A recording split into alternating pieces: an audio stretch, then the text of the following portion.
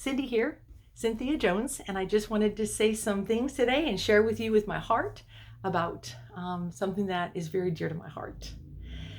March is National Kidney Month, and today is National Kidney Day. I felt this was a perfect time to bring awareness to the epidemic that has taken far too many lives, way before COVID was ever a household name. Spoiler alert, this is not a doom and gloom, but I will tell you there will be a call to action in the end. A diagnosis of kidney disease means a death sentence for many. It means a person's kidneys are damaged and they're no longer functioning like they should. Kidney disease can cause other health problems, such as heart disease, which, by the way, is the number one cause of death in America.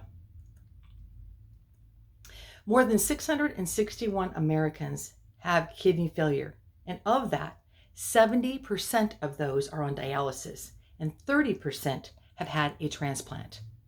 We usually take action when it hits home. Well, it hit home for me at age 8. My sister was 2, and she was struck with kidney disease. I have become an advocate for this disease because by the time you are diagnosed with the brutal disease, it has already taken up residence somewhere in your body. Can I have a show of hands of any of you that know what the kidneys do? Well, I'm going to share with you. There are two bean-shaped organs that are down below your ribs, and they're back behind against the spine. Kidneys, they filter your blood. They get rid of the waste and they release the rest to pee. And it's about half a cup a minute. They continually work during the day, filtering all day long, up to 150 quarts of blood. That amount amazes me. They are little working machines. If you're diagnosed with this disease, what are your first options? Well, dialysis is your first line of defense. But this only helps for so long. It is not a forever long-term thing because it strains every other organ in your body. 2, transplant options, living or dead or deceased. Deceased. This is the best way to live a somewhat normal life, if you want to call it normal. But that's not always an easy option, and we'll talk about that. And the last option is, unfortunately, you will die. So let's peek the question, to be a donor or not to be a donor. There are 2 types, as I mentioned, living and deceased, at least until they grow them artificially or figure out some way to have a mechanical kidney. My sister called me about 12 years ago, and she was just catching me up with some things that were going on. And one thing is that she was really sounding sad, and she told me, my 3rd kidney is failing. Yeah, I didn't stutter, the 3rd kidney. And I was like, wow, what are you going to do about that? And she said, well, I'm on the list already to get another transplant, but that could take up to 9 years because of all the meds she's had to take. Her antibodies are out of whack, and to find somebody really to fit what she needs for a kidney. I honestly didn't know how to feel. My heart sunk to my stomach. And I'm a woman of faith. And, I prayed and I felt something just rise up in me and say, can I give you a kidney? I didn't even know what that meant. I didn't know what that meant for me, my life, my family, but I meant it. The truth is that we all have a spare. Everybody has 2, and I shared my spare. I realized it would be a difficult match, and that's what I wanted to do. I realized it would be difficult because, number 1, she has rare blood, O negative. Guess what? I did too. A familiar match, which is a family match. Same blood, save everything. Well, she's a sister by love, but she's not a sister by blood. The other thing is she's got all those antibodies, as I mentioned, from the last 3 transplants. So she is just had a lot to have somebody match. So I decided, let the testing begin. I had just hit my big 50, and God gave me a checkup from head to toe. The doctor said, you're fabulous at 50 and you're free to give a kidney. And so I did. That day was amazing. It was February 4th, 2011, 10 years ago. That day was like no other I've ever experienced in my life.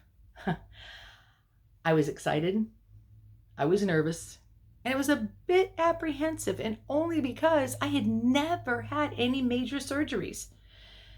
Oh, this was major. But I woke up the next morning after that procedure in the penthouse suite of Cedars-Sinai, Los Angeles, California, to the sun coming up and smiling at me and tears running down my face because I felt so overwhelmed that I was able to give my sister life, and life abundantly. I couldn't believe that when the nurse walked in, she said, "Hey, you're the lady who just gave an Olympic kidney." And I said, "Oh, that wasn't me. I've never been an Olympic at anything until now." I jumped in from being that kidney advocate to being a donor evangelist. Well, settle down now. We're not going to have an altar call. Well, maybe, but we're going to have a call to action. I want to read you a couple comments from my sister when she wrote about this after the surgery. Luckily, the kidney started working immediately on the table and hasn't stopped since. My creatinine, which is her way they measure how good this kidney is, 3 days after surgery was at 0.6, and the range is 0.6 to 1.4. Lower is better. Good, yay. She also commented 3 weeks after that said, "I'm amazed every time I see my labs. I am in the normal range. I can't remember ever happening to me. This is awesome." Lulu, which is what we named the kidney, because Louise is my middle name and Louvre is where you go to the restroom. So Lulu is a master chemist, and my sister's kidney is helping me pee all that I can pee. All I did was transform my heartbeat into a filter. What started by love now is connected by blood. Blood is thicker than water. And this is your call to action, or the also known as the altar call, is to act. First, I want you to act. Realize that there are many people out there fighting a fight that you don't even know what it is. Kindness breaks all tension. And secondly, I want you to consider donating to kidney disease. This whole month you have. Today is a day to really highlight it, but the whole month is kidney month. Lastly, would you take care of yourself, better care of yourself than you ever have before? Be the best that you can be, and just maybe one day you will be able to share your spare, as my sister said it best, and pee all that you can pee. God bless you, and thank you for watching.